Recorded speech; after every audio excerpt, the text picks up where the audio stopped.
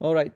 So in this lecture, we will talk about Haskell, obviously, and we will use that Menti. But before we do that, I have two things to tell you. So the first thing is yesterday I had a class and the students did not remember what's the difference between a method in object-oriented programming, which is virtual, and the one which isn't. And it came up because Solidity distinguishes between virtual inheritance and non-virtual methods, right? So do you remember what's the difference? How virtual methods and non-virtual methods work in C++? Do you remember that? So who remembers? Okay. So let me very quickly remind you. So if we have a base class, right? So all those things are classes. So we have a base class, and then we have two methods. One we declared as a non-virtual and one we declared as virtual. And then we have some class which inherits. So this is like a pseudocode, right? So it's not like exactly C++ or exactly like Solidity, but it's sort of a pseudocode. And then we say animal kind of inherits from base class, and then dog inherits from animal, right? So we have now three classes, and we have one method which is virtual and one which isn't. And then we create two instances. We create twice dog, but this dog is casted or kind of embedded in a base type, and this dog is embedded in the dog type, right? And then we call do an M on O or do an M on D.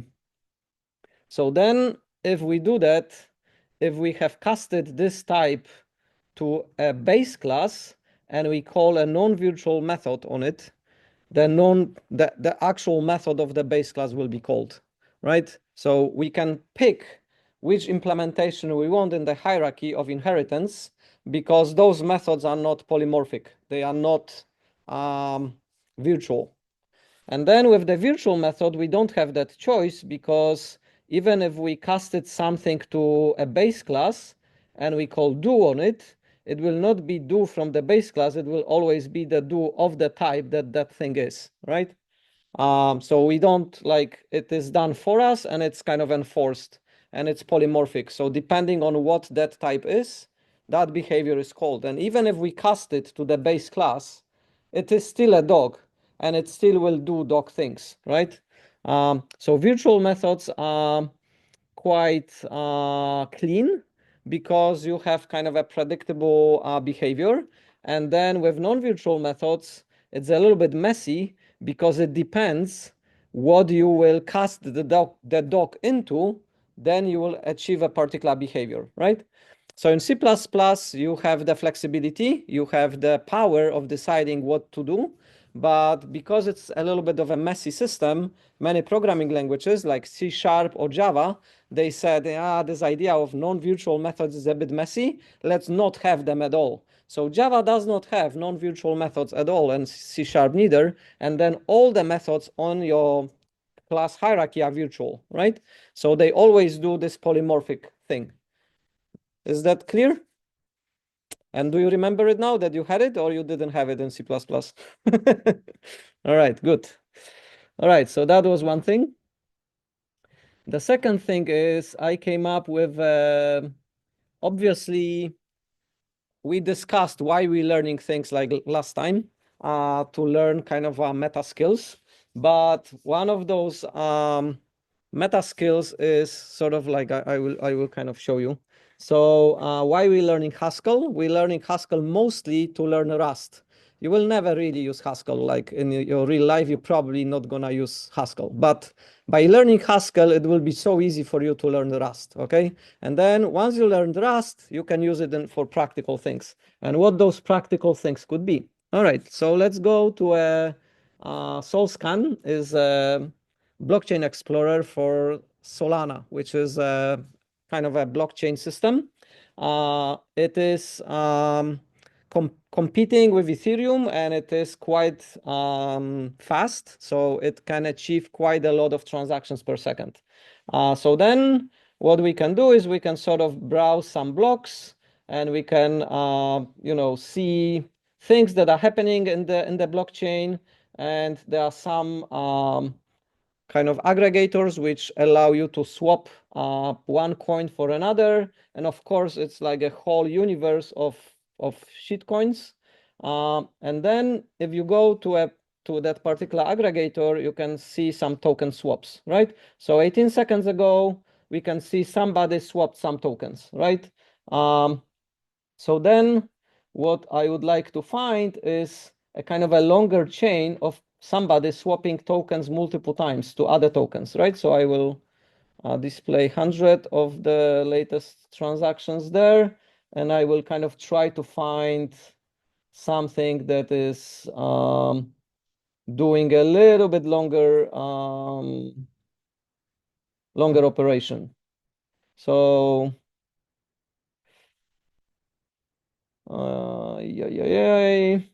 yeah, maybe this one. So this one kind of, let's see how this one looks like. Yep, that one looks quite interesting. So somebody is using USDC, which is like equivalent to US dollar. It's like 1 USDC equals $1. And then they're using it through this aggregator to buy a Trump coin. So Trump coin is the new shitcoin, which the president released, and they are kind of traded for real money. So then this person buys some Trump coin, and then it sells it immediately in the same transaction in a different aggregator. So it bought it in this aggregator, and then that person sold it in this aggregator, right? And you can see that they bought it for $907 and 2 cents or 3 cents, and then they sold it for $907 and almost 11 cents, right? So amazingly, by doing this single transaction, they earned 8 cents, right? Obviously, it's not a person doing it, it's a bot doing it. So the bot checks those aggregators and see, oh yeah, the price of some particular shitcoin on this aggregator is cheaper than on this one, on Meteora, on this one. So I can buy it here and sell it here, and I'm gonna make money, right? Is 8 cents a lot of capital? No, it's not, but you can do that multiple times per second. You can keep doing it like over and over and over again, right? And over, a course of a day, you can make a substantial profit. So if we look into this signer, so the person who is running that bot, you can see how much they have. So how much, so they have an equivalent of $28,000, right? Probably from running the bot, okay? And then the bot is written in Rust. So on Solana, those programs which do those things, you have to know how to do them, but you kind of need to know Rust. And then if you know Rust, you can check and see how to do this, right? So am I encouraging you to kind of write bots which do kind of high frequency trading on the blockchain? No. I mean, if you want, you can, but what I'm encouraging you is to understand how it works. So then you can explain to your kids that people are making money by doing this kind of high frequency trading, right?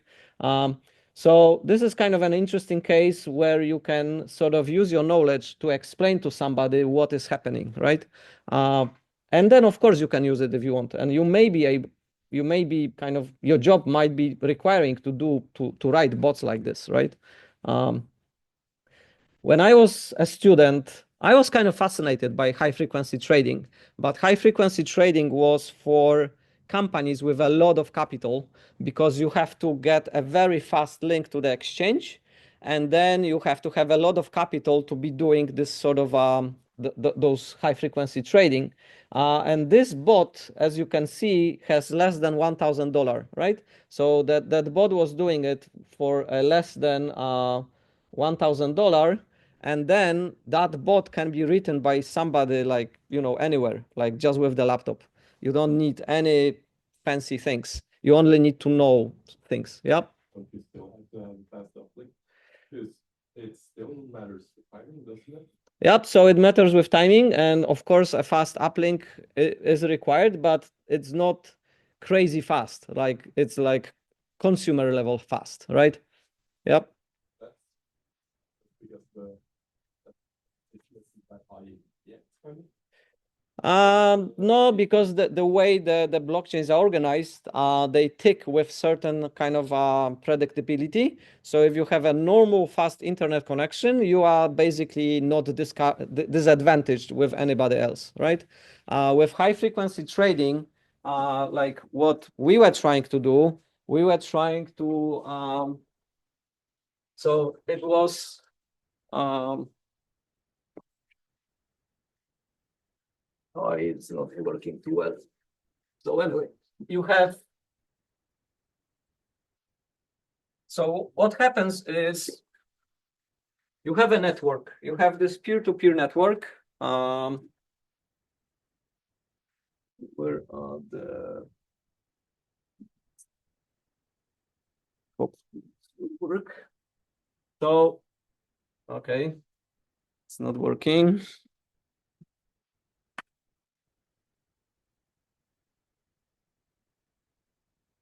So you have a network, this Solana network. The Solana network has nodes, and then the nodes are talking and they gossiping about certain things. And then things happen inside the network. And then you have your laptop, and then you may have a kind of a server as well. And then on the server, you can install a client, which is part of the network. It gossips with everybody else. So then the speed of this link is like not really like any fast link is enough. And then you know what the network knows immediately because you are running the node, right? So you're not disadvantaged. In the old days, it was a little bit different because, of course, we had a server and then we had a laptop connected to the server. And then these guys were doing the trades. So this is the kind of an exchange, right? And then we have to have a fast link to the exchange. And then to have a fast link to the exchange, we were doing like 40 gigabit per second dedicated fiber optic wires, right? And then if you do that, and you, let's say, 2 kilometers from the exchange, and somebody else is 100 meters from the exchange, how much do you think the light will travel from us and for him? It will be faster for him, just a fraction of a microsecond, right? But that bot will be faster than us, and we're gonna lose. So we have to move. Like being 2 kilometers away from the exchange physically is disadvantaging you, right? So you actually have to move as close to the exchange as possible if you want to play this game, right? Right now, no nonsense like that. Right now, you can play this game like from your home because it kind of democratized this sort of finance, let's say, decentralized finance. All right, so this is just a kind of a fun fact, but we have job to do. So we have to learn some concepts and we have to move on with our Haskell progression, right? So please join in. Do we have? No, we don't have. So I will leave that slide so everybody can join. And we have this lecture and the next lecture are probably the most abstract and also the most difficult to get, okay? So if you don't get it today or in next week, don't give up. Like you will eventually get it. So we're gonna talk a little bit about some abstract things, and the abstract things for some people are kind of a distraction. So they think. So we're gonna talk a little bit about category theory, but you don't need to know category theory to be able to use those concepts kind of in your normal programming life, right? So this is kind of a more concrete examples and language. But to kind of understand what's really going on, we have to touch a little bit about some terminology from category theory. So there is this layer. So this is really easy. JavaScript, people are using it a lot, and you probably have used it already. And then we have a little bit of terminology. to be better understanding what we're talking about. And then you have this kind of a more deep theoretical kind of aspects, right? We're not gonna go there. So if you're interested, I encourage you. There are kind of really good lectures online about category theory, but you don't need to go there. But you do need to know a little bit of this language, right? So like what are effects, monoids, functor, and applicative functor we're covering today, and then what are monads kind of later. So it's a little bit abstract as I'm saying, but it's not that hard. And most students eventually come back and say, "No, now I get it. Like it's so simple." It is not that hard, but it is a little bit abstract. All right. All right. So let's use a very concrete example where you are getting an input from somewhere, from a disk or from a network, and that input is of some form. Let's say it's a JSON. Okay. And that JSON contains an email address. So you kind of getting some input, and then you have to extract email address out of it. You have to check if the email address is valid, and then you have to send a notification to that email or say that something went wrong. Things can go wrong all the time. So when you read the input, the input may be malformed JSON. So you already have an error, right? So on the first step, you may have an error. Then you parsing it, right? So you read it, but then when you parsing it, there is an error. And then you validating the email. So you parsed it, it's a correct JSON, but the email is not correct. Like it says Mariusz and it's missing a server, right? So you can have error here. And then when those three steps passed, you have the action to do, and you're trying to send email and you cannot connect to your email server, to a SMTP gateway. So you have an error, right? So then you have those 1, 2, 3, 4 steps. And then at some point, you may have an error. And then if everything worked out fine, the work is done, everything was happy. But if something went wrong, you have to log that what went wrong, something went wrong, right? And there are usually two use cases. You fail on the first error. So on the first error, you fail and you say, okay, there was this error. Or you try to accumulate errors as you progress. So you may be able to partially complete something, but you try the next thing and then the second thing also failed and so on. So in this particular case, the multiple step error does not make sense, because if you couldn't read it, then you cannot parse it, right? And if you couldn't get the email address, you cannot prepare the response. So we have here a case where you fail on the first thing that fails, right? All right, so how would you do that in Golang? How would you do this? It's pretty straightforward. You would write, you have those four things that all can either succeed or create an error, right? So when you're using Golang, you're saying, yep, I have those four things to do. So I will kind of make them such that they either succeed or create an error. And then I will be doing them in sequence such that I will check if they are correct or not. So the processor combines that logic. So we need to combine those functions into our processor, into our program. So the processor needs to combine those four methods together, right? Can you do that in one line in Golang? Can you combine those four functions such that you express it in a single line?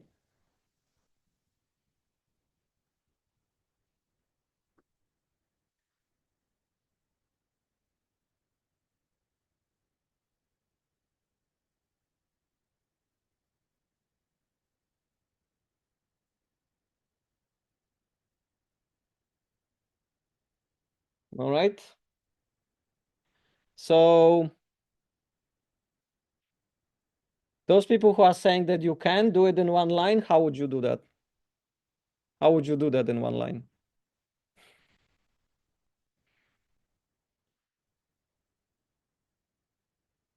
So we have those four functions. Each function returns a string. You see? So each of those functions returns a string or an error. And then you have to do this one. And if it's a string, you have to pass that string as input to this function. And then if this one succeeds, you have to take this string and pass it to this function. And then if this one succeeds, you have to pass it to here and do the final thing. But at each step, you may get an error. So the processor kind of looks like this, right? You're doing the first thing, you're getting the output or the error. If there was an error, you throw the error, right, into the processor. And then if this one was successful, you put this input into this function, you call it, you check if there was an error and do it, right? Can you do this in one line and go? You can't, right? Like how would you do that in one line? You have to destruct the results every single time, and then you have to kind of jump out of the function if there was an error, right? And this jumping out of the function has to be coded. So you can try to make it to work in a single line in Golang, and you can succeed. Yeah, it is possible, but it's so complicated that nobody does it like in a single line. Everybody does coding in Golang like this, right? You have those, if something goes wrong, do this, otherwise let's move on, right? All right, so then, do you agree? Do you code like this in Golang? In the cloud course? If you get an error, you have to handle it and so on? Of course you do. So then let's look at Rust. So in Rust, they thought this kind of coding kind of sucks, right? You have to have those if statements everywhere, and it's a little bit repetitive. And as you can see, we kind of doing the same thing over and over, right? And we know the rule, don't repeat yourself. So if you see your code and your code is kind of copy and paste in multiple places, that means you're doing something wrong, right? So in Rust, they thought, okay, let's do it a little bit differently. So again, we have those 4 functions, and then we have this. So our processor also returns a result, and it can be either nothing, it kind of succeeded. So it succeeded and it says okay, or it's an error. And then we have this fancy question mark, right? So we getting an input, we passing the input to get the email, we parsing the email to get the validated email, and then we sending the notification. And as you can see here, there is no if statement. We don't saying if it went wrong, stop and throw the error to the caller, right? It's this question mark which kind of deals with this, right? That feels quite nice. So that feels quite nice because we're not repeating ourselves. We're not saying over and over again, saying, if something went wrong, jump out and give this error to the caller. If something went wrong, jump out and go to give the error to the caller. We kind of have a way of saying it in the syntax by this question mark. That question mark basically says, if something went wrong, take the error and give it to the caller, right? It is not it is part of the syntax of the language. You cannot do this type of syntax yourself, right? So in Rust, you can use it and it makes your code simpler, but you cannot define it yourself. You cannot define this type of shortcuts, this type of tools, or this type of behavior yourself as a programmer. It is part of the language that we are using. And if it is not part of the language, you cannot define it, right? But in Haskell, it's very easy to define those things yourself. And this type of behavior is a very common pattern, right? This type of behavior that you're doing multiple things and at each step something can go wrong, it's a very common programming pattern. So in Rust, so here is the question, can we write this in a single line? And the answer is, yeah, it's kind of easier, right? Because what I can do is here I need a reference to what this function returns, and then this function returns something or throws an error, so I can paste it inside here with this question mark, so I can build kind of a long expression which does all those things, and instead of using those intermediate variables, I can be using the outputs of those functions. Can you see this? Yeah, it would look ugly, it would look kind of not nice. So this one looks nicer, right? But we can express it in a single line, right? So here is the question, can we express it in a single line? And in case of Rust, yes, we can. So then we go into Haskell. No, we kind of look into the, that's what I just said, right? So we can substitute this input here with this line. So we can kind of embed it inside, and we will have a longish expression which will kind of do what we want to do. Yes, can the process and error handling be done in a single line? Yes, it can be done, right? And in Rust, it can be done, and it will look not super ugly, right? In Golang, it cannot be done. Perfect. So then we look at Haskell. So in Haskell, again, we have those get input, parse input, validate email, and process notification. We have those four functions which are doing the behavior. And then we have the processor. And the processor is combining all of them into a single line. It's basically doing this. One line, yep. It's doing this. And we have this magic operator, right? It's a built-in operator. It's a bind operator, and it binds the value which this guy produces with the function which this guy needs.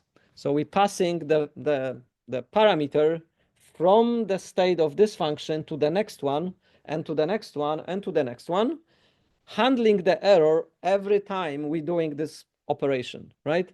So we basically saying do this, then do this, then do this, then do this, and if at any point you fail, if this one fails, then jump out of the sequence and return me an error. So either is like either something succeeded or was an error, and then we either have a left or right hand side, right? So then we kind of have this expressive power for doing that in a single line in a very concise manner, right? And the behaviors are very similar to what we were doing before. We also have like a normal case and an error. So a normal case is on the right-hand side, so we say right, and the error is on the left, and here we just hard-coded so those four functions are basically kind of mocking the use case, right? But you're getting the idea that you have to do certain things, and then you have to propagate the error or like quit on the first error. So then this is the magic, and the magic is this operator. And to understand what this operator does, we have to introduce a little bit of terminology. We have to understand what bind is and what monads are, right? So we have to get to monads to understand this code. But you should be able to code like this because it is quite a nice way of programming, and it is quite a concise way of expressing of what is going on, right? So if you read this processor, you sort of, even if you don't know Haskell, you kind of understand what's going on, right? It's a very concise, four-liner, which says, okay, four things are being done, and then I may fail at each of the steps, and then I will jump out of the function, right? If you look at Rust, it's also quite nice. Sorry. So Rust is also quite nice and readable, right? And then you go to Golang, and you say, sorry, you look at this and it feels kind of not that nice. I mean, it's not too bad because we are kind of only repeating ourselves, but it still feels you are lacking the expressive power to express exactly what's going on, right? You have to copy and paste that piece of code, which does not feel that nice. Okay, I'm not saying Golang is a bad language. Like it's a good language. It's just is not as expressive as some other languages, right? And certain things are very tedious to do. Like you have to manually tell like what's going on, and that's usually not necessary. Like if you have to do that over and over and over again, you kind of get tired of doing Golang with those if checking the error all the time, right? So all right, so functional programming encourages you to this kind of a happy and unhappy path of programming. And there is a guy who kind of coined the term railway-oriented programming, and it's kind of a real thing. So if you go and Google railway-oriented programming, you will find him, and he is kind of explaining like what it is and how you use it and like what's the idea, and he has those different charts about railways and how the function flows through the things, right? So you can kind of read about it a little bit more, but what we will do, we will kind of talk about just part of it which we need for us, right? So here we get a string and we have to parse it into an email, and it will either succeed or fail, right? So then you have those kind of types of flow. If something flows correctly through your function, then you will have a particular result. And that result is, like in our case, email. And then if the validation happens, again, the validation can fail. So the validation can say, yeah, the email is incorrect. And then you kind of jumping into the unhappy path. But if the email is correct, you have the validated email, and then you're sending the response to that email, right? So you have the happy path, and then the unhappy path can happen at each step of your happy path, right? And then you have to handle it at the end, right? So we have this kind of a typical pattern where we have a function which takes a single input and it can lead to success or failure, or you have a function and you see we kind of composing them together in such a way that they match the input to the happy path. So each of those functions looks like this, right? Each of the building blocks looks like this. And then if we have the ability to compose them such that the happy path and the unhappy path are matched, then we can kind of nicely compose them, right? So that's what happened with this. Each of those functions, apart from the first one, no, including the first one, takes the input and produces two things, two possible pathways. One is the happy path and the other one is unhappy path. And then this operator binds nicely both. It binds everything on the happy path and then everything on the unhappy path. You can have more complicated things. So we've seen kind of a function which is like this, which takes a normal input and produces this sort of a complex output, right? And this complex output is handled by the operator, by some sort of binding operator, which allows us to compose those functions together, right? But we can have functions that are like not having an unhappy path, they just pass through. So like, for example, this function takes happy path and unhappy path, but this function cannot fail. So if there was a failure, it will pass it through. And if it was a success, it will pass it through, right? So it's kind of a pass-through type of function. We have a function which has a happy path, the pass-through on the unhappy path, but it also has kind of an exception. So you may have a function which leads to an abrupt exceptional situation, right? We have those functions which combine, like which can result in an unhappy path. And then we have functions which combine two paths into a single path and then like into a single output.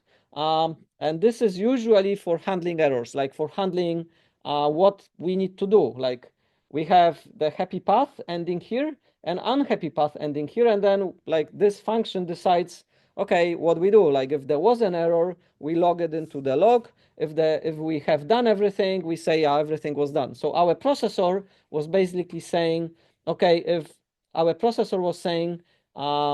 everything went okay, we are done. But if something went wrong, it was passing the error to the caller. It was saying, okay, you handle it.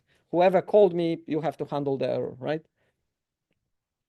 So it's kind of a very simple concept. The concept is that we have a flow of processing in our program, and part of the processing, part of the flow ends up being correct, And at some point, something in our processing can kind of throw us into the unhappy path. And then we have to handle it, right? But we don't want to handle the unhappy path at every single step, because that's very tedious and that's very non-composable, right? We want to combine it in such a way that we can compose functions such that the happy path happens automatically and the error handling happens automatically. And at the end of the day, we are sort of ending here. So is it like abstractly understood? Do you kind of get the idea? You have been using it if you were doing some sort of input validation before, because you always have a happy and unhappy path. But most of the time you are handling it in a way Golang handles it, and it's very tedious. And in Rust and in modern programming languages, you don't have to do this kind of a manual labor. You can abstract it away and you can have a machinery which kind of does it nicely for you. So you can express certain things in a more concise way, right? So to get there, to be able to do that ourselves, we have to get a little bit of a theory, right? So the first concept is super easy. It's a binary versus unary operations. And then binary takes 2 arguments, unary takes 1 argument. Super simple, right? All right, so let's see if you got it.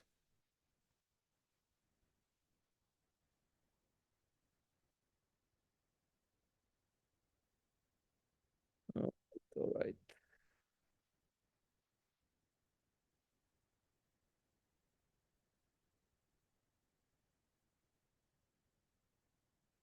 All right, I lost the, so let's start it here. And I will find where I have my, yeah, here. Plus. Is it a unary, binary, or ternary operator?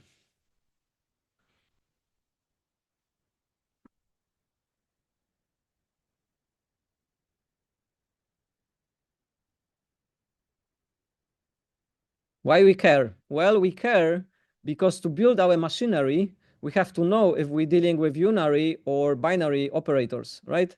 The binary operator always takes 2 things, and unary always takes 1 thing, right? So plus is a binary operator because it needs 2 arguments. It needs the left-hand side and right-hand side, right? Don't click fast. Don't try to be fast. Try to be correct. So, all right, next one. Concatenation.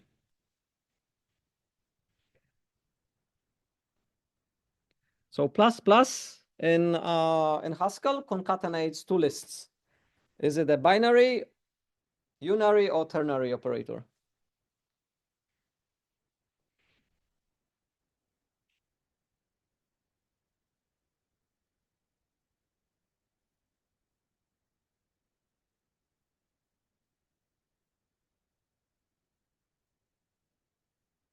Come on, people.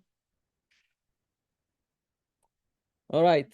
Obviously, it's binary because to concatenate 2 lists, again, I have to have left-hand side and right-hand side. And then you're using it usually like to concatenate 2 things, right? In the middle.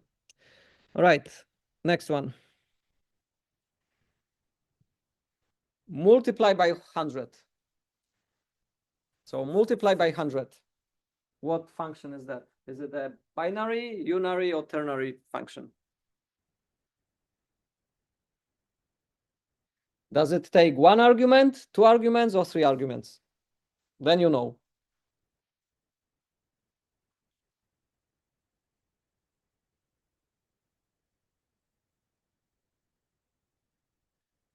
Excellent. We're doing a little bit better, right? So what we can do is, let me see if I get, okay, so let's go and have, okay. So what I did, I open a terminal. I will clear it and I will have GHCI. So when you learn in Haskell, it's very good to kind of try interactive interpreter, right? So if I defined my function to be times 100, so f is times 100, right? So if I say f with 1 argument 2, I get 200, right? super simple. But I can also ask, what is f?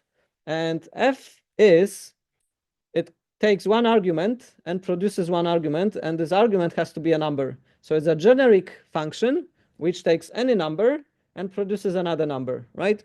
So we confirmed that it's a unary operation times 100 because f takes a single argument, right? You can also ask, okay, tell me about plus. What is plus? Okay, plus is, it takes two things, right? Plus takes two things and produces one thing. What those things are? Again, it's a generic function, and there is a constraint, and the constraint says that a has to be a number. So plus basically works on numbers, and it takes two arguments. So it's a binary operator. Okay, how about what else we did ask? We asked about concatenation. Okay, how about concatenation? Okay, concatenation is, again, it takes two things. It takes a list of something, and it takes a list of something, but it has to be the same type, and it produces a list of the same type. Do we have any constraints? No. The only constraint is that the first argument and the second argument has to be of the same type. It's a generic function. It can take a list of characters and can take a list of lists. It can take a list of numbers, but all of those types have to match, right? So if I try to concatenate 1, 2 with 3, 3, 4, it will work fine.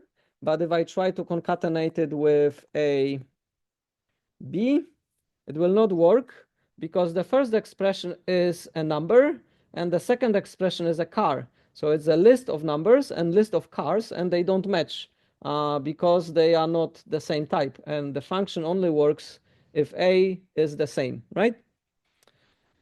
All right. So let's move on. Let's do one more and then we'll have a short break.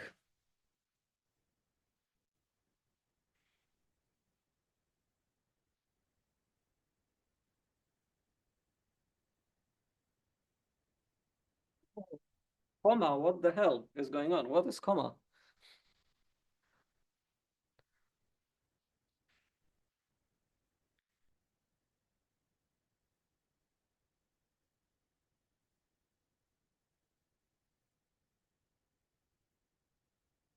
Where do we use comma? We use comma in lists, yes, but where else do we use? We use it to create tuples, right? So comma represents a tuple. And if I say, so if I ask, okay, tell me about a single comma. It's kind of complicated, right? But if I say I have 3, so this is my A, and I say, okay, tell me what is A. It will say, okay, A is a tuple of A and B, and it happens that A type is a number and the B type is a number, but because we don't use A for both, it means the first thing and the second thing can be of different type, right? But it's a tuple. So this, if I call this function and call it with 1 and 3, creates a tuple for me, right? It's basically the same as me typing it. It's the same as this. So this, this and this are exactly the same thing. Just syntax is different, right? Because this is a syntactic sugar saying you just call the function which creates a tuple, right? And then if I do that for 3 arguments, then I have tuple with 3 things. Of course, they don't have to be of the same type. So I can have different types in different slots, right? But again, this and this are the same thing. It's just that this is a convenient way of expressing a tuple. So if I say A equals character, number, and a string, then A is a tuple. And then if I kind of say I have a function which takes 3 arguments and I pass it character and the string, it's exactly the same thing, right? So if we go back, most of you, where is my mouse? Oh, come on. Mouse goes.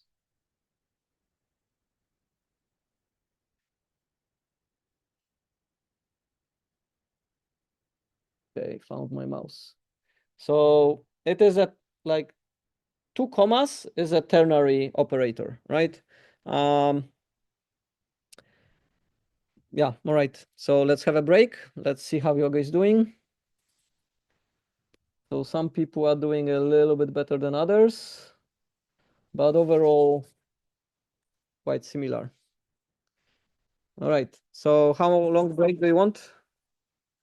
5 minutes?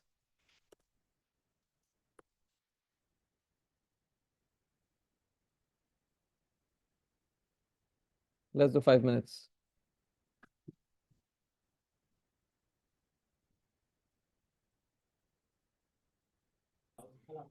All right. So there is a question in the chat. So the question is, can you see where and what the error is in Haskell if you combine it all? So the question is about the composition of the code such that you guys see the slides in your screen. You can read it, right? Because it's quite tiny. Yeah. So in Rust, you can see that each line has this question mark and it jumps out. When it jumps out, it will have a certain error from that line passed to the result. So this function, processor, will finish and it will finish with a single object. And that object will be a result. And the result will either be the left-hand side or right-hand side. On the right-hand side, we have an error.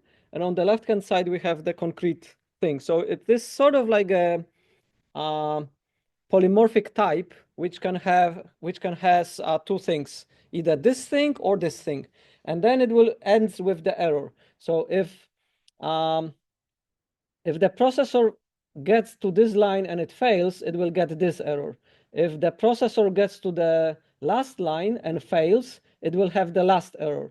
And if the processor continues and finishes correctly, it will be no error, and there'll be kind of no output, neither, because we're not returning anything. It's like an empty unit, which is nothing, right? So that's what will happen in, sorry, I can present that.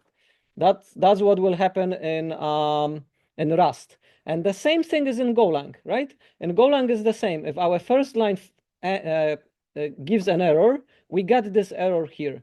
If the second thing gets an error, it will get this second error. So the processor will finish with an error. If we go all the way and everything was successful, we get nothing because there is no error, right? So the processor will end up with nothing, right? So we kind of see how it works, and we see that there is a certain pattern to it, right? And it's exactly the same in Haskell, but in Haskell, so in here it's very verbose. We're saying, okay, if this first line kind of crashes, we have this special symbol to say jump out of this body of this function and return it to as a result, right? And we have it line by line. In Haskell, it works exactly the same. It's just that the annotation is not kind of visible. Like the declaration for our processor says it will have either a left or right side. If everything works fine, it will have a right side only. It will not have the left side. If something fails, it will fail with the error message from particular place in the left-hand side. So this pattern follows fail on first and return that fail on first to the caller. So it will be kind of here. So to answer the question, you can see what error stopped this processing because it will not continue. So let's say the error is we are validating email and it has an error. So it will stop here and pass this error to the like caller as a return value. So it works exactly the same in Haskell as it works in Rust and as it works in Golang. It's just that it's less verbose, like it's sort of that symbol makes it work like in Rust, okay? Okay, so let me check if does that answer your question. So please let me know if that is sufficient or if it is still unclear. We will kind of do this error handling more, so you will practice that later. Currently, we're just building up a theory such that we can discuss it, okay? So we are discussing currently binary, unary, and tertiary operators. And then why are we discussing that? Well, we are discussing that because we need to know which functions are binary, because we can do magic things with binary functions. We cannot do those magic things with unary or tertiary functions. Some of the machinery, some of the magic only works with binary functions. So then we have to remember that. And then when we're planning to have our code follow a certain pattern, certain behavior, it has to follow that we have to return two things or take two arguments, okay? So as you can see in the, again, like let me scroll back to Rust, for example, even in Golang, you see our functions are sort of certain kind of pattern. So the functions take one thing and always produce two things. Then we, like if we have pattern like that, in Golang, unfortunately, we cannot do much with it. But in Rust or in Haskell, we can do kind of certain things with it. And that's what we're doing with Rust. So because those functions all return a result. So you see all those functions return a result which returns either error or a string, or like we either returning string or an error. Then we can combine them. We can combine them in this kind of a nice sequence, right? And it's the same in Haskell. So remember, binary functions are kind of important, and that's why we're testing your understanding of binary elements, okay? So then there is one more thing which is important, which is the identity element. So what is identity element? It's the concept again is very simple. Identity element is such an element that if we do an operation with this element, we end up with the first thing. So the identity element does not change the output from what is being done. So again, it's a little bit abstract, but it's super simple, right? So identity element, if I have some input and I do any operation with the identity element, I end up with the X. Like doing the operation with identity element changes nothing. I kind of end up with X, right? All right. So then concept is simple. We just need to get some examples. So write me an example of the operation with the identity element. So try to think what operation has an identity element and what it is. So to give you a simple example, plus and zero, right? So plus is a binary function and zero is the identity element for plus. Because no matter what I have here, I will always end with that thing, right? So give me other examples. So plus is one. Try to think of other examples.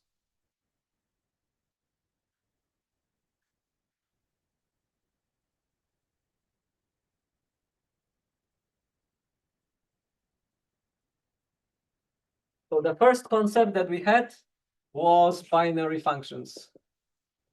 Binary functions. And some people think, oh, those are the ones which use zeros and one, which use binary operators. No. Binary functions take two arguments. That's what it means, right? Okay, now we're doing identity element. So the second thing that we're learning is the identity element. Multiply by one, Very good. Minus 0, plus 0. Very good. Divide by 1. Very good. Matrix. What is matrix? Oh yeah, identity matrix. Okay, yeah. So you can multiply by identity matrix and you get the same matrix, of course. All right. I think you're getting the um, equal. Yeah. So equal.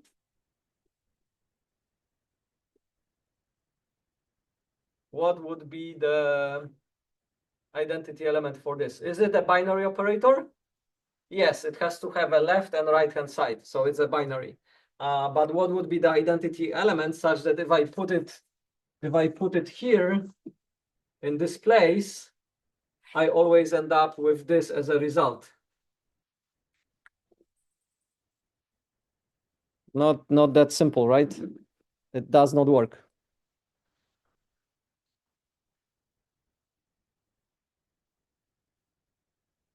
All right. So this doesn't work. But what is the identity element for concatenation? What's the identity element for this binary operator?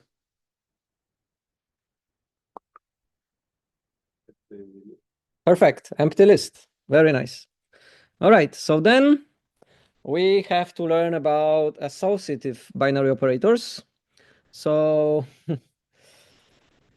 they basically, if we have associative binary operator, that means we can move the brackets if we have to do it twice. So I have X, the operator, Y, operator, Z, then associative one. So what we're talking now about is associative operator. It's a particular operator which works such a way that this is the same as if I do this first and then do this, or if I do this first and then do this. If our operator deals with this like fine, that it's the same, then it's called associative, right? Not operators are associative, but some of them are, okay? So if the operator is associative, we have this, we have those properties that we can move the bracket this way or this way, and the result is the same. They are kind of the same, right? All right, so give examples of binary operators which are associative.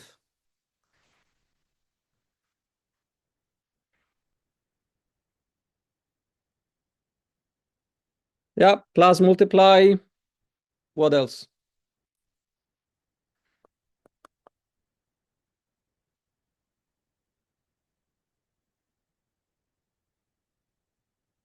Is concatenation associative?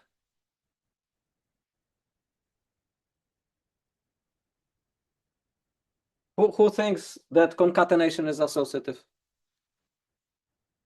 So if I have, if I have, yeah, let's do it on the, let's do it here. So I have my list one, which is 1, 2, 2. And then I have my list 2, which is 3 and 4. And then I have my list 3, which is what? 5 and 6. Okay. So then I say L1 concatenate with L2, concatenate with L3 is this. If I say concatenate L2 with L3 first, it's this. The same, right? Doesn't matter. Doesn't matter if I do this first and then do this, or do like the order of me concatenating does not matter, because it will always concatenate to the large list, which is the same. So it is associative concatenation.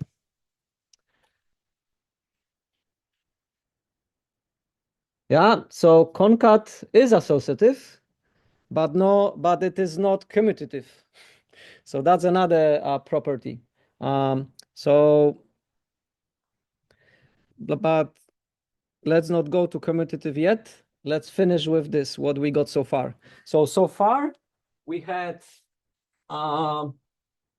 binary functions with identity element, and they are associative. The operation, this thing has to have an identity element, and it has to have it has to be associative. Okay, if we have those three things, then we call it a monoid.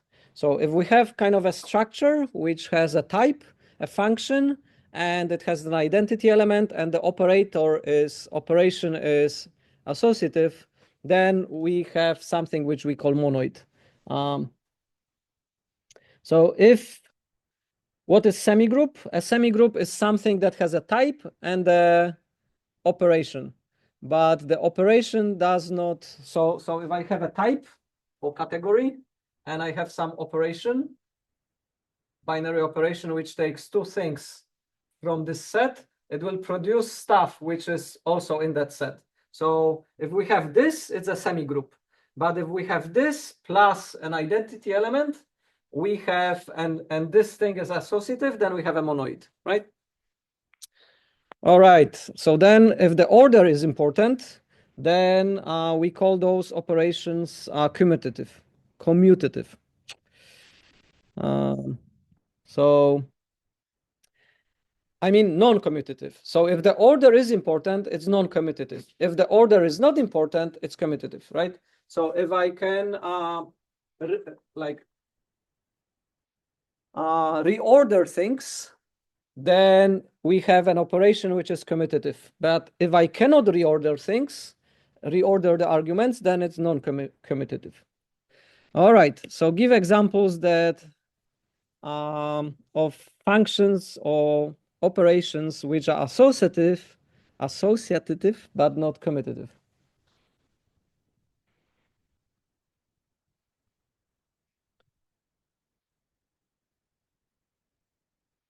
Minus, modulo, division, perfect. And then, of course, this guy.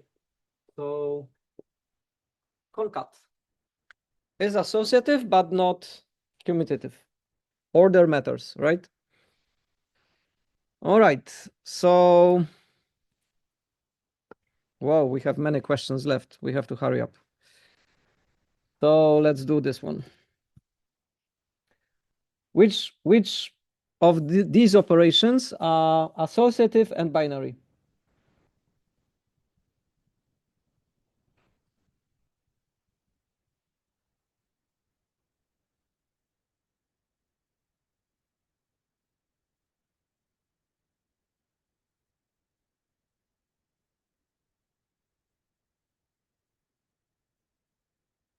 Very good. Negation. Why negation is not binary? Because it takes one argument, so it's unary, right? Subtraction is subtraction is not associative, is it? If we do the minus, yeah, it's not, right? So like we have to do it like left to right. And then division is not because it is the same as the minus, so it's not. All right, next question. All right, monoids. Whoo, such a complex thing. So set of integers with the plus. Is it a monoid? Strings with concatenation. Set of integers with multiplication. Boolean values with and. Or Boolean values with not. So all of them are monoids. All of the examples are monoids with the exception of the last one because not is not a binary operator, it's a unary operator. So that means it cannot be a monoid. If it's tertiary or unary, out. Only binary. All right. Next one. Very easy. Super easy.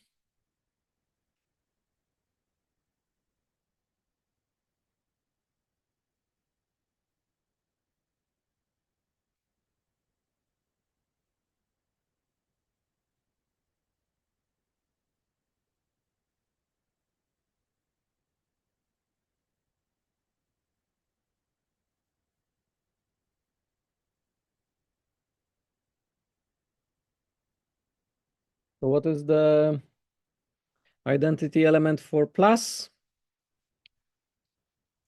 It's 0. So some people did correct and some people thought it's 1, but it's not.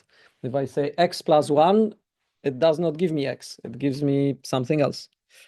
All right, so multiplication.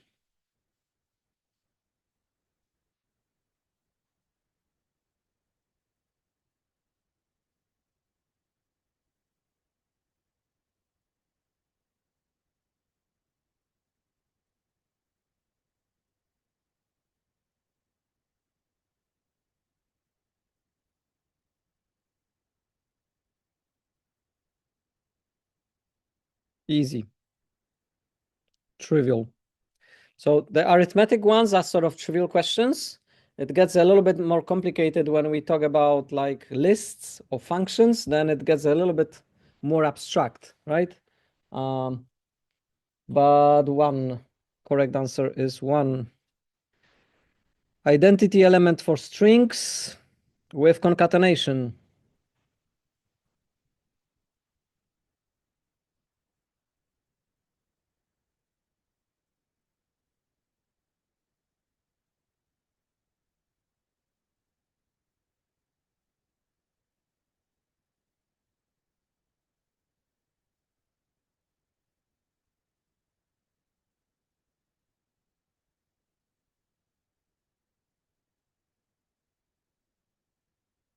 Yeah, so we got to monoid.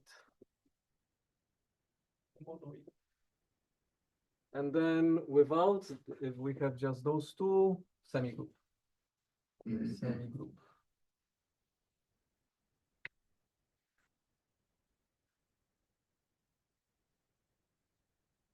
All right, so empty string.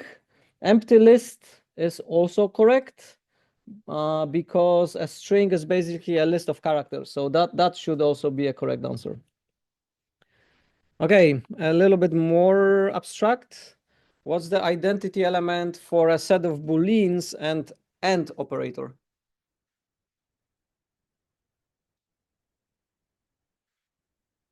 In Haskell.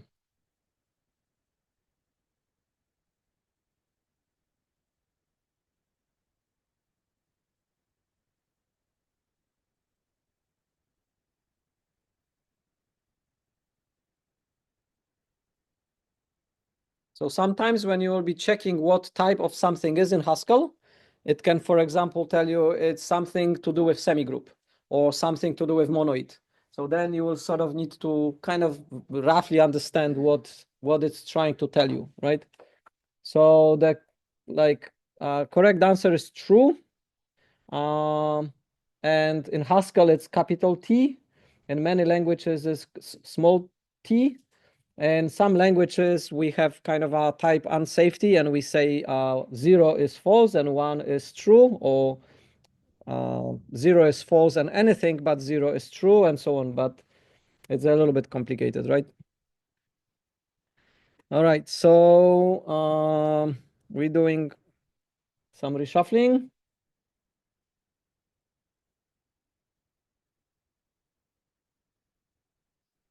So some people improve their position.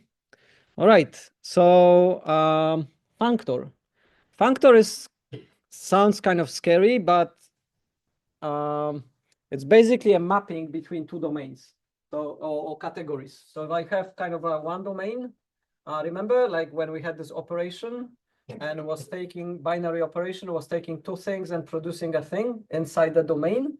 So the mapping is, the functor is something that takes element from one domain and maps it to an element in the other domain, right? And the other domain can also have some operations which are kind of operating on the like a unary or binary, which are operating on that domain, right?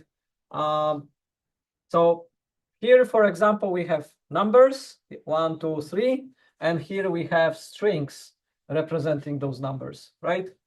That would be the functor, right? So the functor is the mapping, is this mapping. This is the functor, right? So again, in Haskell, you will see that some types are declared as functors. And then in programming, we often, we like in C++, there is a concept of a functor, but it's completely different. It has nothing to do with functors. And the terminology is wrong. So like in C++, whoever named it a functor kind of didn't thought through. Because that's the very unique way of calling something a functor, and it's very unique to C++. And everywhere else, functor means a map.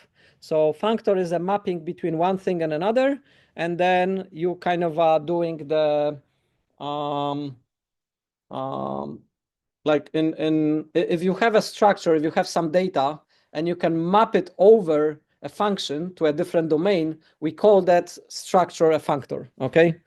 So of course, lists and arrays are functors, and you've used them in Golang, you've used them on in other programming languages, because we have this ability to do kind of a map over something, right? So we pass a function and pass this kind of a collection, and then we doing some things on the map.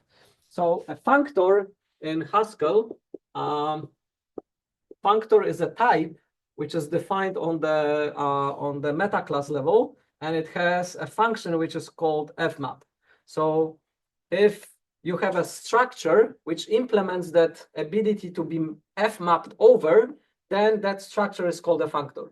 And a list, so a list is such a functor, and it has an fmap implemented as map.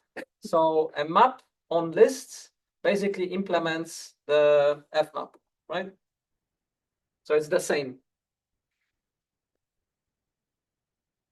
So if I go to here and I ask, okay, tell me about fmap, it will say, oh yeah, it's a functor which has a certain constraint, and it has this implementation of the fmap function, which takes a function which maps from A to B.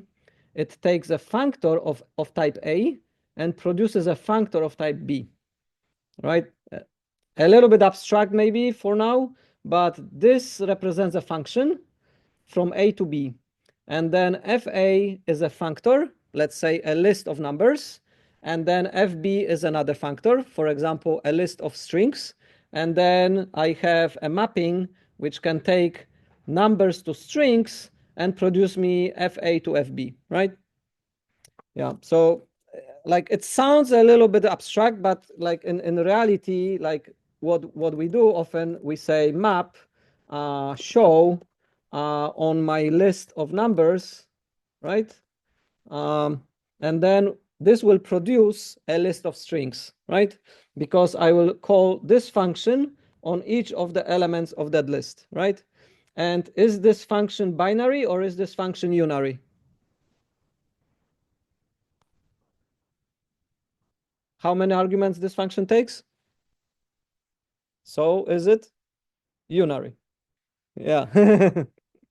So this is a unary function which takes one element because we're mapping it over elements of the list, right? So this works, produces us a new list, and this list is a functor because it knows how to be mapped over by the map function with another function, right? What else can I do with list of numbers? So let's make 1, 2, 3, 4, and let's make plus 10, right? Again, this is a binary, unary, or tertiary function. Unary, it takes one argument. So then it produces 11, 12, 13, 14 because it maps over the list, right? All right, so kind of nothing fancy about the functors. If you kind of think functor being kind of like a list, it works. But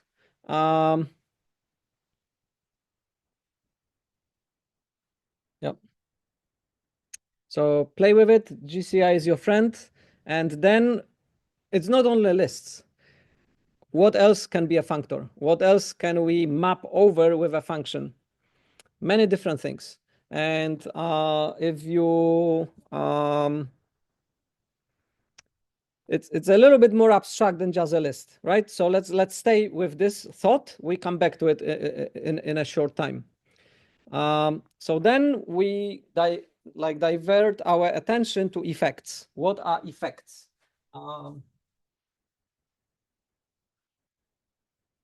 we got to monoid, and then we also got to a functor. Functor is with this fmap thing, and it's like a list, right? But could that be a tree? Yeah, could be a tree. Could that be like a particular type? Like we define the type which can be mapped over? Yeah, it could be. So it can be sort of any container like. So if we have some sort of container like, we can make it a functor, because then we can make it to work with fmap, right? Okay, so effects, external and internal effects. So first the question.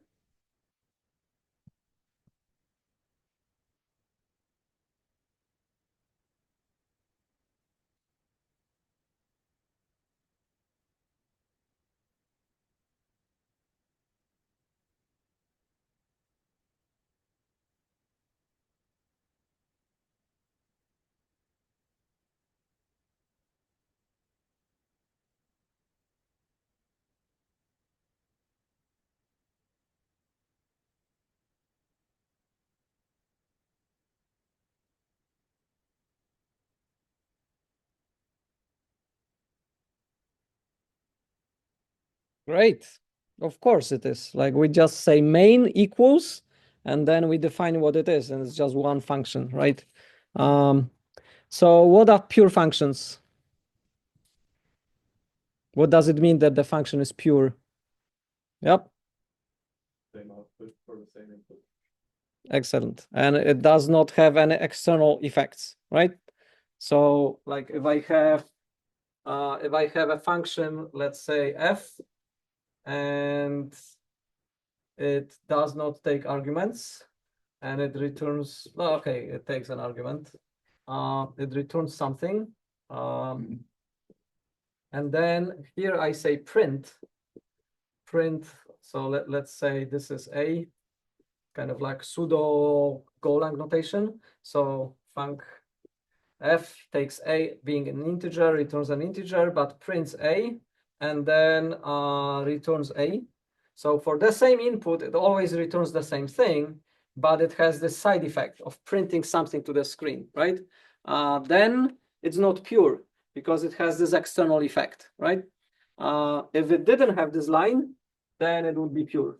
And it also does not have if statement about B, which is declared globally. So if there is like some global state B, and if this function asks B and then returns something, it may not return the same thing for the same input, because it returns something with combination with the input and the external state, right? So effects are something that the function does to the outside world, outside of the program, like printing to the screen. And internal effects is like what is inside the function, and external effects are what is outside of the function, right? All right, so a couple of controversial questions which really trip ChatGPT. Like if you chat with ChatGPT about it, it will sometimes tell you yes, sometimes it will tell you no, and it doesn't really know. So does Haskell allow imperative programming? Can you do like proper imperative programming in Haskell? And the answer is generally no, because all the imperative programming is just syntactic sugar. Underneath, it's all functional with the pure functions. And it tries to achieve like total purity, even with side effects and even with the imperative programming style. So it kind of depends a little bit like how you define it. But we will go back to the state in Haskell like in the next lecture, but it's a little bit complicated. And normally you have to think that Haskell does not give you an ability to program imperatively. So can you have an impure function in Haskell? So function that, you know, has external effects or has behavior, like returns different thing for different inputs.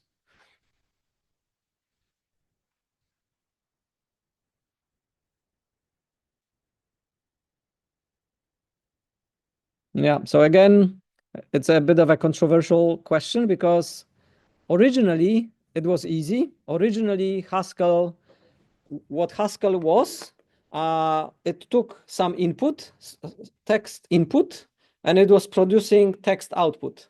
And it did not have any external effects at all. You couldn't write to a file, you couldn't read from a file, you couldn't go to a network, you couldn't read from a network, and so on, right? So then that was like a single giant pure function, which was taking input and producing output. And it was always producing the same output for the same input, right? How useful it is as a programming language. Yeah, it's a little bit useless because like we usually want to have some interactivity with our programs. Like we would like to have some effects, external effects, and influence what the program is doing from outside. But originally Haskell did not have that. And they worked on it. Like they worked how to do it such that it will be a pure functional language, but will kind of have the kind of features of imperative programming where you can do outside effects. And they kind of did that with the IO monad, okay? So the IO monad is a way for expressing external effects in such a way that it is still within Haskell pure. But obviously you can print to a screen. You can say hello world, right? So obviously you can do things which are having external effects outside of the program, but you cannot write an impure function. So everything you do in Haskell has either touching the IO monad or not. And then we colloquially say everything that is not touching IO monad is pure. And then things that go to IO monad are sort of like IO monad related. But they kind of, in a strict sense, they are also pure because they always generate the same thing for the same input. So it's like, again, as I said, it's a bit of controversial topic, and you have to dig deeper to sort of understand what the nuance is. All right. So let's move on. So we've seen fmap. Fmap takes a function and a functor and produces a new functor, right? So if a list is a functor, it takes one list and produces another list. If, some other types we have. So what is a functor useful for? It allows a function to be applied on some structured value. So that's what we kind of use the word here. We said container-like, and it's a good analogy. We often hear it like in some tutorials and so on, the analogy of a burrito or some container. So we usually think about a container and the value being inside that container, right? Obviously, if you have a list, it's obvious that you have the container, which is the list, and inside you have values. So it's kind of a very intuitive, very obvious kind of analogy. But this value in the context, this value in a box, is a little bit new probably to you because you come from imperative programming and you were dealing with it sort of without realizing that the thing you are doing is kind of always having a value in a context, right? So sometimes that context means if there was an error. So if there was an error, then the value doesn't matter what it is because we're kind of dealing with an error, right? Okay, so what else is functor useful for? Works between normal functions and structured value. So that's important. So the important thing is that if I have a value in a box, So I have a box with some sort of value.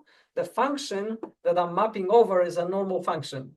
It does not take a functor.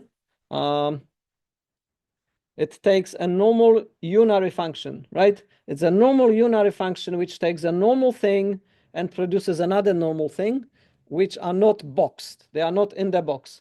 This is a box with values, and this is a box with values, but the function takes individual elements and produces individual elements. It will come important later when we will have applicative functors and monads. And then does not work between structured function and structured value, right? So let's have an example very quickly. So if I have, if I want to map, so let's say I have list, and now obviously I can multiply it by 100, right? I can multiply my values by 100. That works fine. And I can also convert them to strings, and that works fine. But now I have a task. I have to multiply it by 100 and convert it to a string, right? So I would like to do this. I would like to say, yeah, I actually have two things. I have to multiply it by 100 and convert it to strings, right? So I have a binary function, and I have a binary function, and I put them into a context. I put them into a box, which is a list. And I say, map me those functions over this list. And it will not be able to do that because it does not work between structured functions and structured value, right? Even if I have a single function, it will not work if the function is in the box, right? It only works if the function is not in the box, right? That works, but in the box, that does not work. All right. All right, so, right, 4 more questions. Not too bad.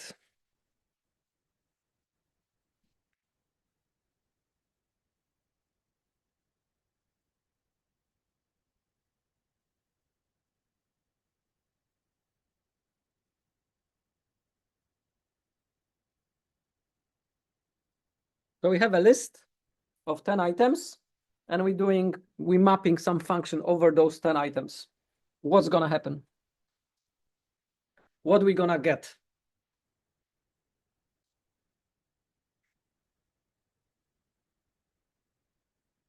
Of course, we're gonna get a new list of 10 items, right? Perfect. So maybe, how many of you worked with maybe already? No one? Ooh, we have some work to do then. You should read the book, and you should learn your Haskell. Maybe is one of the fundamental types in Haskell. We use it everywhere. So what's the history behind maybe? The history is that we have often a situation where we cannot write a total function. So first, what is a total function? A total function is a function f which takes some arguments, and for those arguments it always returns something. So a total function is a function that it's a little bit like a functor, which maps two domains. So if I have a domain, and let's say in my domain I have integers, and a total function is a function that for any argument from this domain, I will have a result, right? It could be string, it could be a number, whatever, but I always have a result, correct? So is plus a total function? Yep, if I have plus and I have two integers, I always end up with a result, right? Minus, total function. Divide by, not a total function. Why? Because divide by 0 is not defined. So I can divide all the numbers, but for 0, I cannot divide by 0. So if I pass divide 0 and some x, what is the result of this? There is no result, right? I don't have a result. So if your function has a case where it does not have a result, that is not a total function. A total function is nicer because it always returns something, like here someone suggested, but some functions are not total functions. All right, so if we have A to B and there is an error, we have a problem, right? So 3 more questions. Which are not total functions?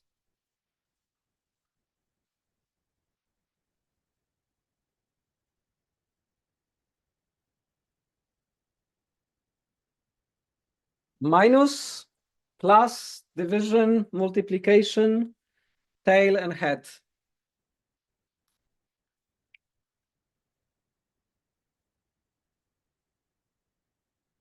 So every time a function throws an error for some normal input, legitimate input, and we don't have a result, we have a problem.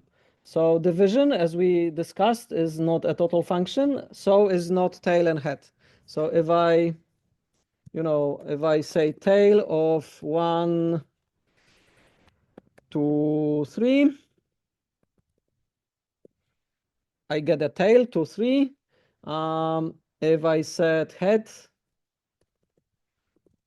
I also get 1, perfect. But if I say head of an empty list, I have an error, exception. If I say tail of an empty list, I also have an exception, right? So tail and head are not total functions. So then we have this problem. What if, let's move on. What if we have a function like division? So I have a function like divide, and it's not a total function. What does it introduce? It introduces me an unhappy path, right? So I have potentially normal division, which with the happy path, and the error, which introduces me an unhappy path, right?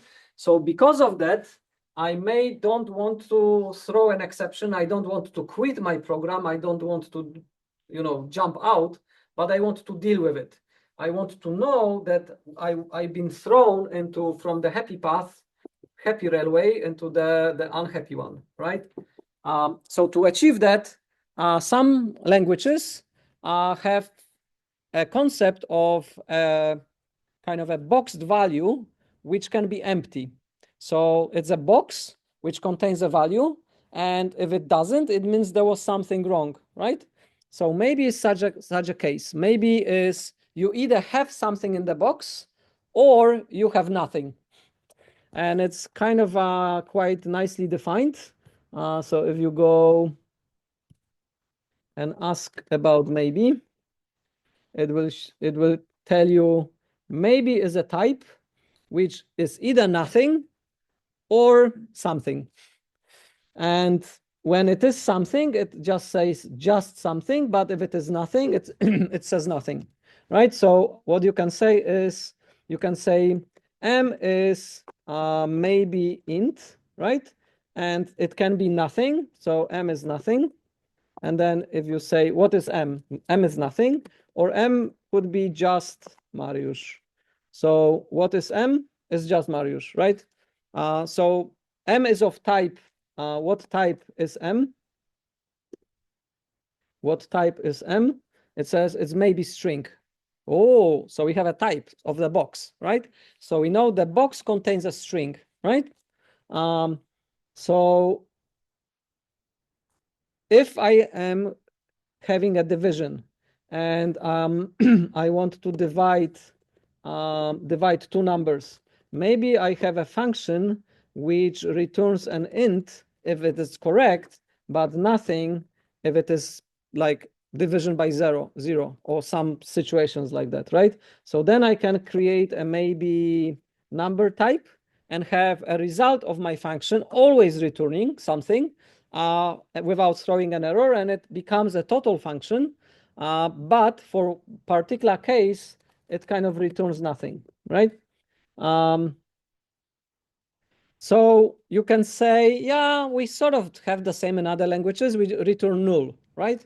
So if I'm doing something and I supposed to have an error situation, I return null or nil, and like null or nil is a kind of an equivalent. But the thing is that we don't know the type of the null or nil, right? If I have my program and m is defined as the maybe of string, even if it is nothing, it is still maybe of string, right? So I can retain ability to tell what type that nothing is of, because I know what the box type was. So the box is empty, but I know the box was maybe of string, or maybe of int, or maybe of float. Okay? With nil or null, if you have null, like what type was the original thing? Like I know now it's empty, but what it was supposed to hold. Was it an integer, a pointer to integer? Was it a pointer to what, right? I'm losing the information about the type of what that kind of placeholder is containing. With maybe, we don't losing it. With maybe, we retaining the type information, and we are retaining the ability to have total functions, right? All right, so I have, let me see, 67.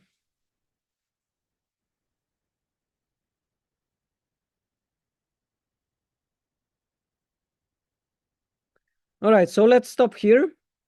Let's have a 15 minutes break, and we will come back to the lab, and I will finish in the lab that I have like maybe 4 or 5 more slides. I will finish about maybe and about the fact that maybe is a functor, and then we will go to the lab, okay?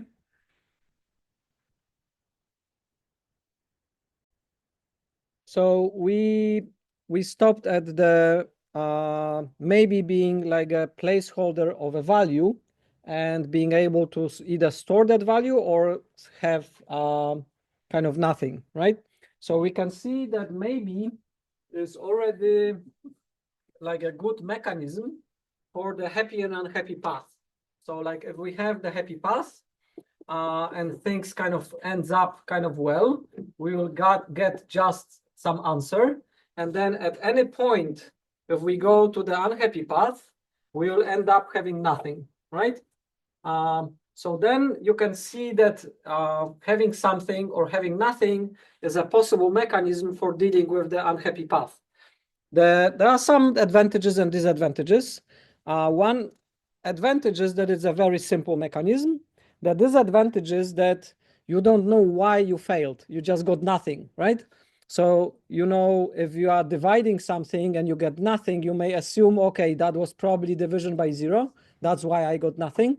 But if you're doing something more complex, let's say you're reading something from a database and you got nothing, you kind of don't know why, right? So maybe is a kind of a rudimentary mechanism for dealing with errors, but it's not the most comprehensive one. But it's the starting point, and it is defined as an algebraic data type, and it's polymorphic, so it works for any type A, and it returns nothing or just A. And then you can ask, is that value there? So is it nothing, or is it there? Is it nothing? Or you can convert it from maybe. So okay, so let's have a look.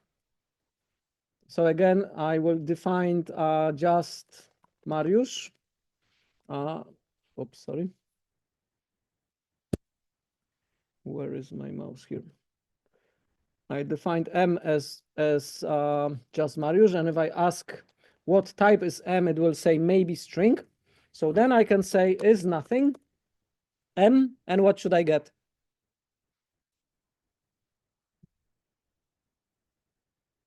Come on, people. What should I get? So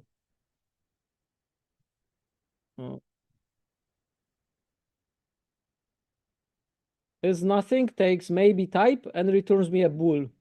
So it checks if that something I pass is nothing or not, right? Correct? So what should I get for M?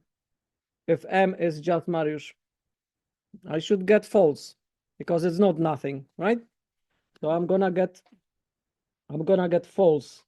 But we have to import this. Yeah. So then we have is nothing gives me false. Okay.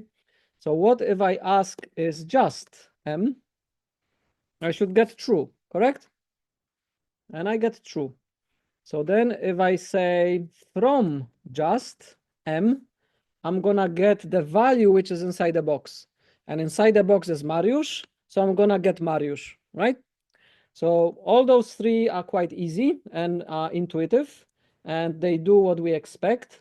My question is nothing a total function? Does it always return? True or false? Yep, it is. Is just is a total function? Yep, same, it is. From just, is this a total function? Okay, let's test it. So we tested it for just, but let's say from just nothing. What's gonna happen now? What value is the empty box containing? There is no value, so it's gonna blow up, right? It's gonna throw an exception. So it means from just is not a total function, right? It only works if M has a value inside. If it doesn't have a value inside, it blows up, right? So when you are programming, you often avoid using this function because it is not a total function. It can blow up in your face, right? You can use it after you've tested that there is something, right? So if you say, if is just M, then from just and extract the value, right? Else you have to do something like the box is empty, right? So you have to deal with it. Okay, excellent. Any questions about, so if we have a function which maps A to B and it could fail, you can convert it. So this f, this small one, from A to B is not a total function because it can fail, right? So then if you convert it to A to maybe B, this one is total function because it never fails. It always produces something because it either produces nothing or produces a value in a box, right? Okay, so you now are equipped with a simple mechanism for converting functions that fail into functions that never fail. They always return value, right? Which is a good thing. So maybe it's a functor, and that's kind of interesting, right? Because it allows you to compose it with other functions, but also it allows you to map. So imagine that I have a number in a box. I have a number 20 in a box. So I have n in a box, right? If I ask what type is n, it tells me, okay, it's maybe a, but a is a number, okay? I can force it. I can force force n to be maybe int. Do I need brackets? No. So now if I ask what type is n, it will tell me it's maybe int, right? The previous one didn't say what 20 is. And what is 20? What type is 20?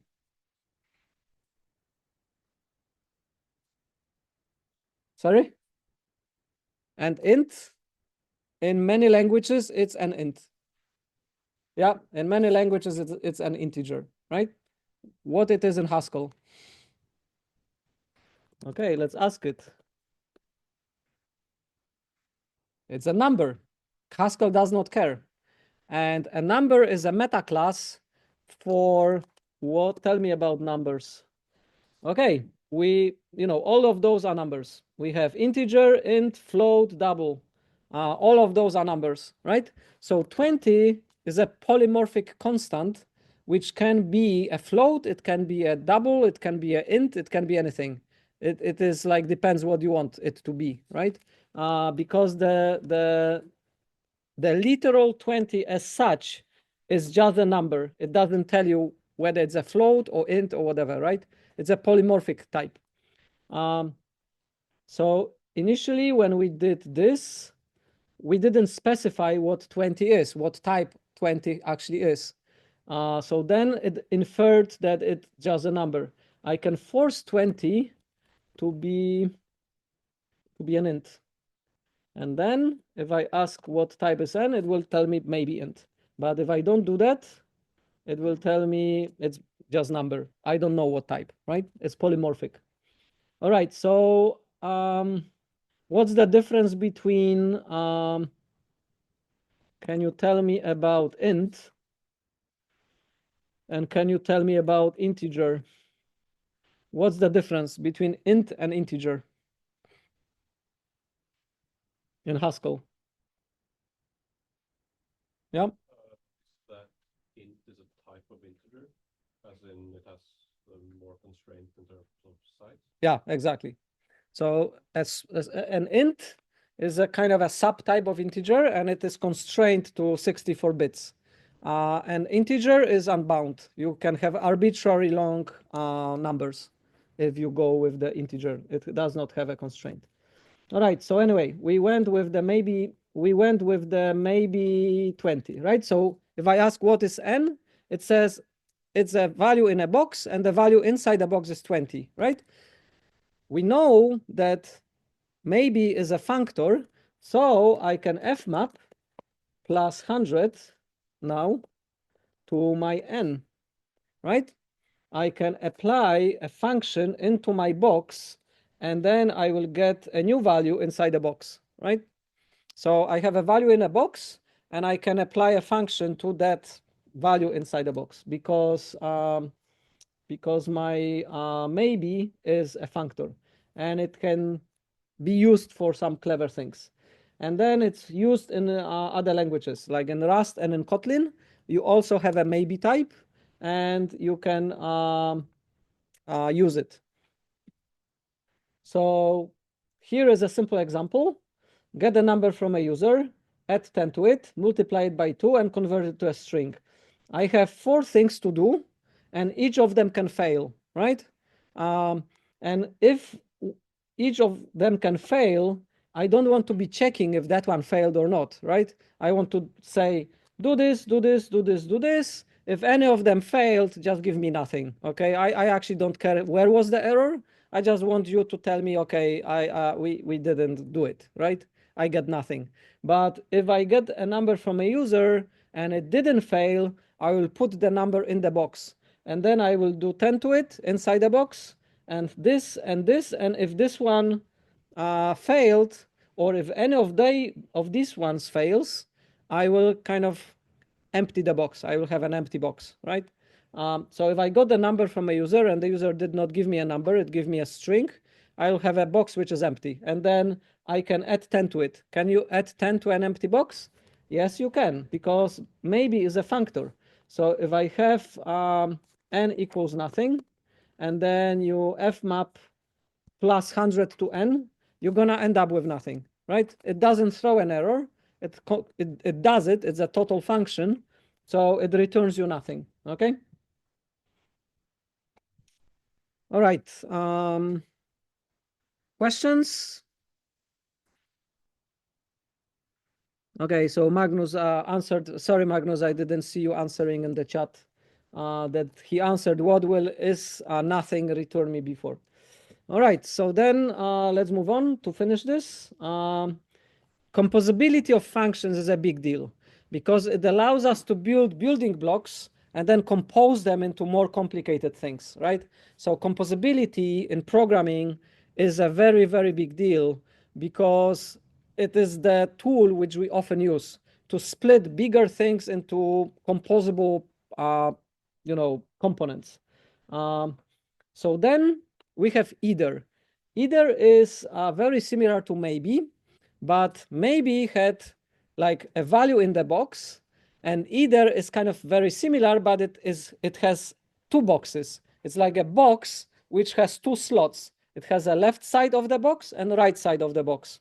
And now you can like with maybe you had this ability to say, okay, I have a box, and then I either have a value inside or I have nothing, right? But here you have a box which has a left-hand side and right-hand side. And then you can say, okay, the right-hand side in Haskell represents usually some value that everything went fine, and the left-hand side represents an error. But it's up to you entirely how you use it. You basically have a box with two slots, and you either have the right slot or the left slot. And like not surprisingly, it is called left and right in Haskell. So it's called, you either have left or right, and they don't have to be the same type.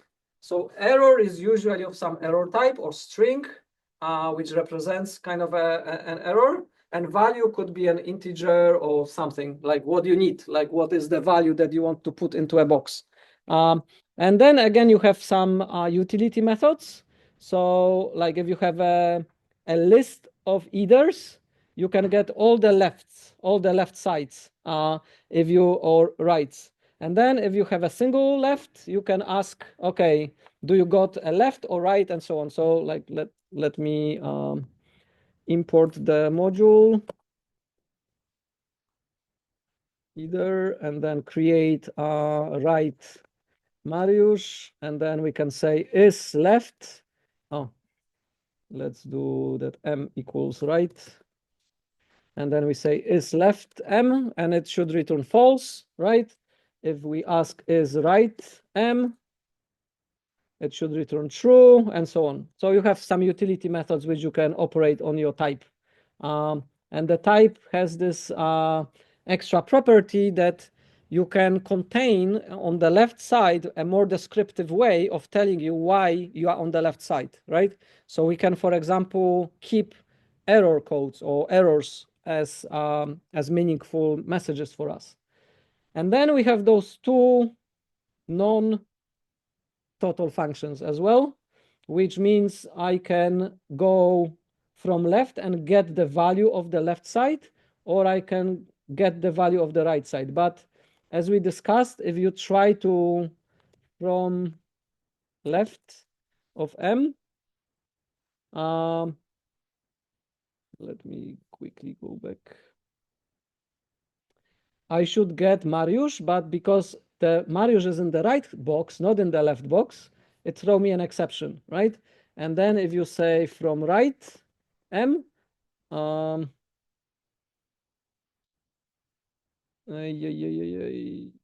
what was m? What is the type of m? Okay, so it kind of does not know how to deal with this polymorphic type, like the interpreter, right? Because m is of type either left or right, but the left is a polymorphic thing, and it says, I don't know how to display it. Like, I don't know like how to display the left thing. So when we defined m, let's cast it to say it's either string. And then if we do this from right,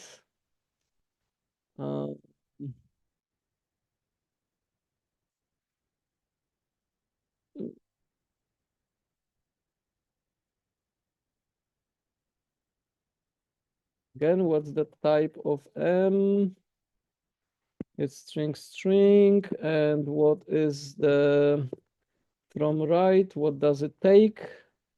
It takes, oh yeah. So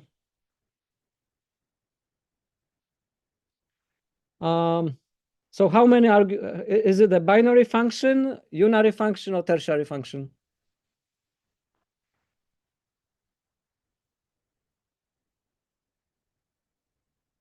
How many arguments from right takes? 2. It takes B and either AB and produces me a B, right? So it takes 2 arguments. Okay. So if I say from right and I say default and then I put M, now this is a total function because if M only has the left side, yeah, so let's do another N and let's say left PROG2006. Okay. And we also cast it that it's either string. All right. I don't need brackets, by the way, but I already started with brackets. So if I ask what is N, it will say it's either string, and it's a left box. So then if I say from left Mariusz or N, it's going to give me prog. But if I say prog and I go with Mariusz and say from left, it's going to give me prog, right? Because if M is right box, it uses this as a default value. And if and it's the same, the reverse is with the from right.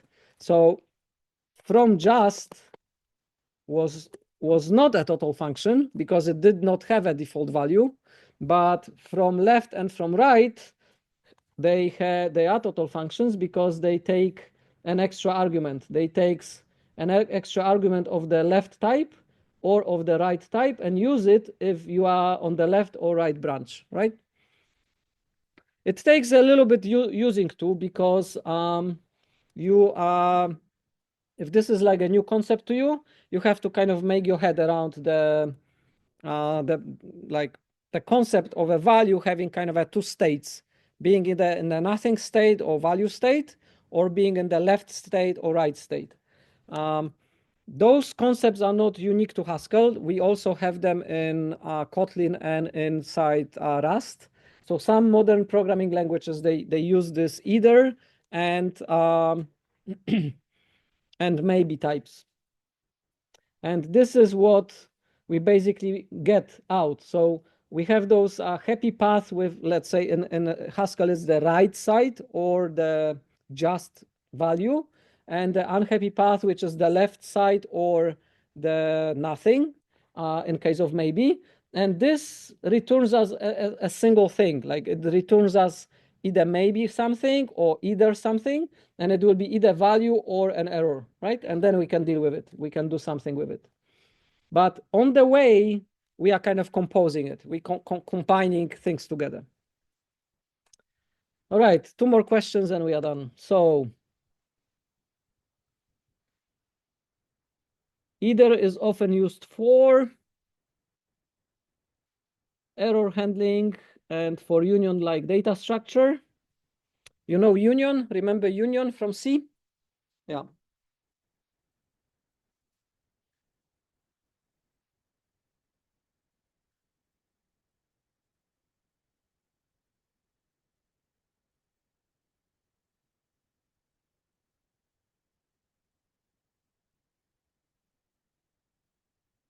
It is used for error handling. It is not used like a union. All right, 2 more.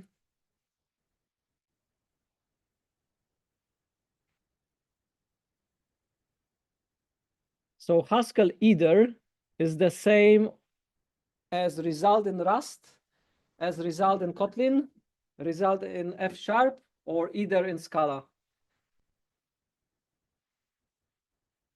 So here we have 4 programming languages, and it's like all of them, right? So either in Haskell is exactly the same as all those 4 languages. Who was first? Haskell was first. So they borrowed, all those languages borrowed the concept from Haskell, right? All right, so there is, I think, a final question.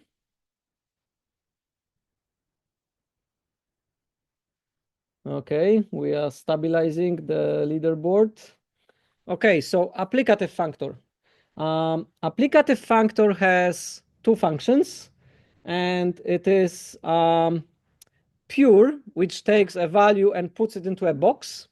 And then it has apply, which takes a function in the box, applies it to a value in the box, and gives us a value in the box, right? So remember the normal functor? What normal functor had? A normal functor had add fmap, which we were able to use a normal function and use the value in the box and produce a new value in the box. An applicative functor is a little bit more complex because it takes a function in a box and applies it to a value in a box, okay? Again, it sounds really fancy and really a lot of words, but it's super simple. It's simple like this. If I have just a function and I have just a number, with applicative functor, I can combine them together, right? And then I get just a new box with the value being applied to with that function which I had in the box, right? If I don't have it in the box, if I have a function without the box, I can treat my maybe type as a monoid, as a functor, I mean, and then I can do fmap, right? I can do this. Remember? I have to put that into brackets, possibly. Yeah, and it works. So I can fmap a normal function into a value in a box. But with the applicative functor, I can apply a function in the box, right?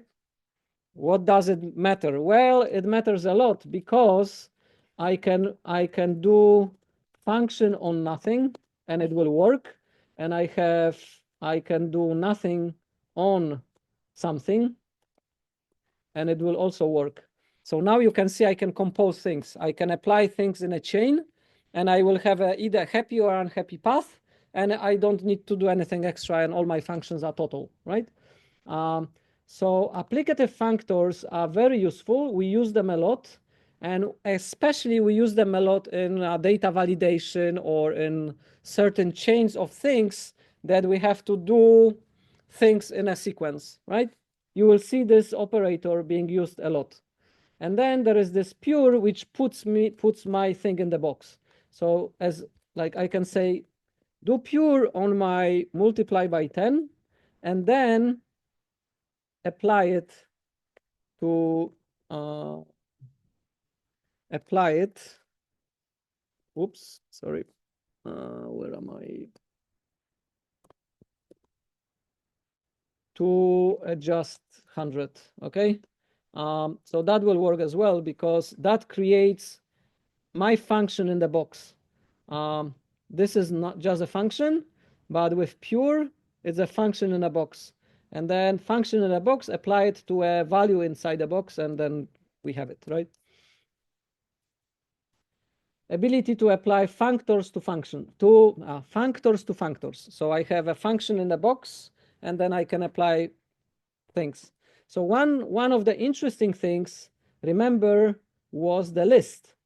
So if I have a list, and now if I have multiply by 2 inside the list, and then I couldn't fmap it to another list, but I can apply it to another list now, right? So I have a list of 3 elements, and I have a function inside another list. It will work, right? Yay! So what can we do with this? Well, maybe we can do some nice tricks. So maybe we can apply that we have to multiply it by 2 and multiply it by 100. Okay, what will happen now? We're gonna get the first thing, which is multiply by 2, 2, 4, 6, and then multiply it by 100, which is 100, 200, 300, right? So I can do 2 things at the same time and get a single result which combines my 2 things at the same time down on this list, right? Cool. How useful is that? It's pretty useful. You will see, especially if you're dealing with some combinatorial states, and you have to do kind of multiple things. Instead of 2 loops, you can do this, and then it's like a simple flat thing that you need to do. All right, last question.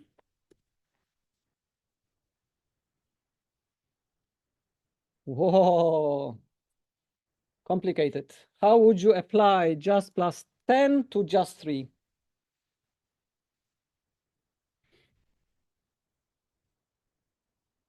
How would you do that in Haskell?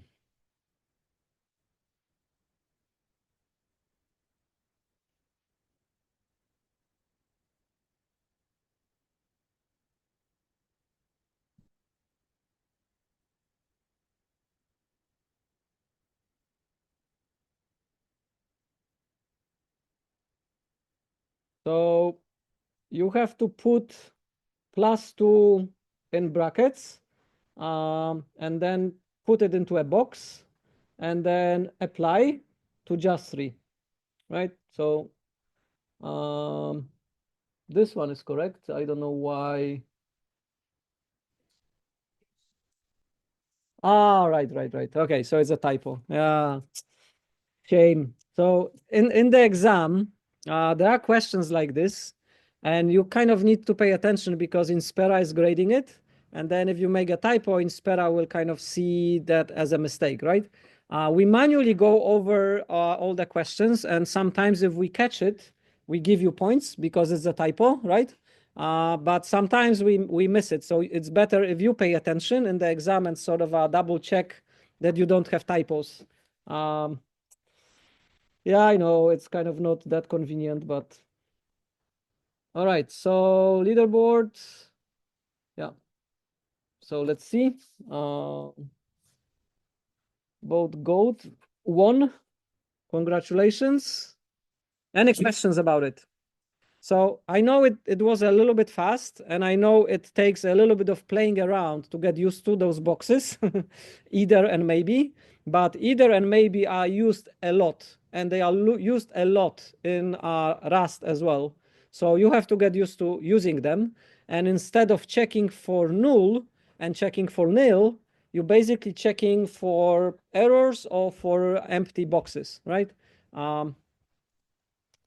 It's not hard. Like once you start using it, you will start liking it. But I can see that sometimes to start may be a little bit problematic. Do you have any questions about it, or is something unclear? No questions, online people? Questions? No questions. All right. So then I will finish.